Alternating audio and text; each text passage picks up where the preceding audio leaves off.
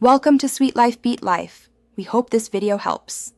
You start by confirming your Redmi supports ESIM and updating MIUI. That prevents compatibility hiccups. Once done, connect to stable Wi-Fi so the profile downloads reliably. Next, get your carrier's QR or activation info, SMDP plus address and code, because you'll need them in the next screen.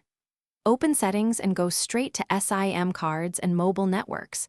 Don't detour into other menus. Tap Add eSIM or Add Mobile Plan so the phone is ready to receive the carrier data. After you tap Add eSIM, scan the carrier QR code or choose Enter Details to input the SMDP Plus and activation code. Accuracy matters for successful provisioning. The phone will validate and download the profile, watch the progress and wait until it completes.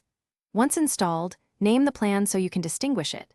Set which line handles mobile data and which handles calls or SMS. Make sure dual SIM preferences align with your usage. This determines roaming behavior and which SIM is prioritized.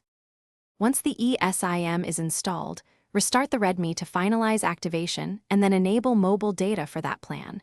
This forces network registration. Test by placing a call, sending an SMS, and loading a web page to confirm voice and data work. If you see no signal, toggle airplane mode for a quick re-register or switch the default data SIM and back. If issues persist, re-scan the QR or remove and re-add the profile. Contact your carrier to confirm provisioning and SMDP plus details. Thanks for watching. Consider subscribing if we helped you.